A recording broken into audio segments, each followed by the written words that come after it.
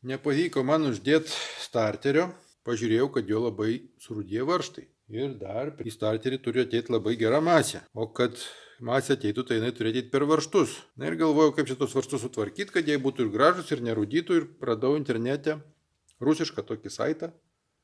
Liocha Technari, nuorodą įdėsiu aprašyme. Labai gražiai parodė, kaip galima nuvariuoti varžtus. Na ir varžtus nuvaliau, gražiai, švarus jie tokie.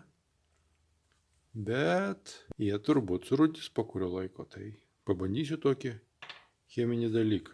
Nieko daug nereikia. Reikia distiliuoto vandens, akumuliatorių elektrolito ir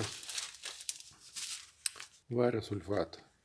Iš tikrųjų, tai pilnas YouTube'as tų filmukų apie variavimą. Tai reikia įvesti ar copper plating, ar copper coating, ar rusiškai, mednienyje. Pilna tų filmukų.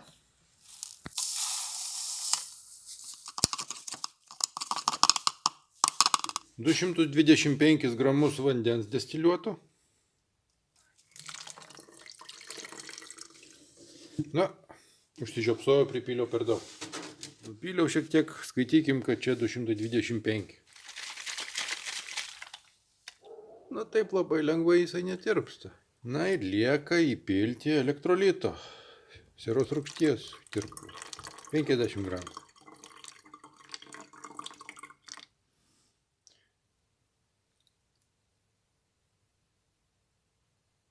Na ir reikia labai gerai nuriebalinti tos apdirbamas detalės. Paėmiau skaidiklio.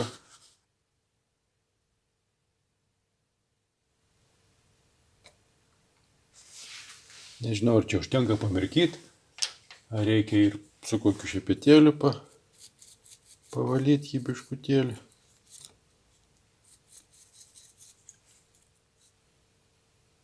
Na ir dabar turėtų būti stebuklas.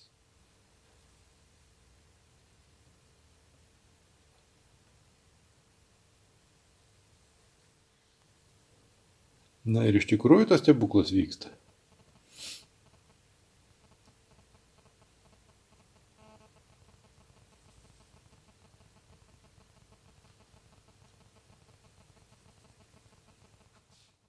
Na ką? Stebuklai.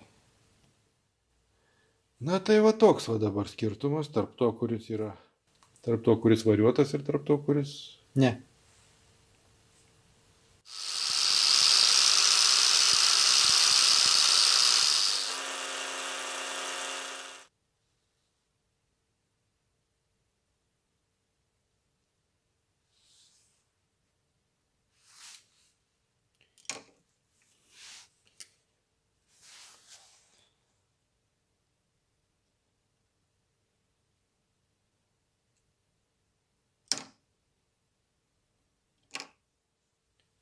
Na, kokį 15 sekundžių čia prabuvo.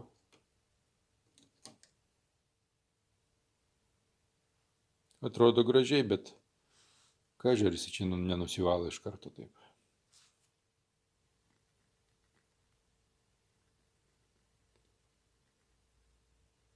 Na, dabar žymiai geriau. Matyti vis tik tai tas nuriebalinimas daug reiškia.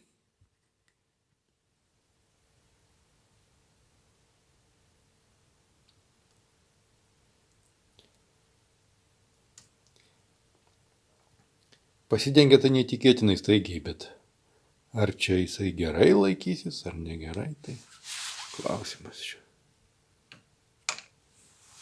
Bet norėjau pabandyti labai, kas čia gaunasi. Ten, kur blogai nuvalyti paviršiai, tai arba nepasidengia, arba iškart nusivalo labai lengvai.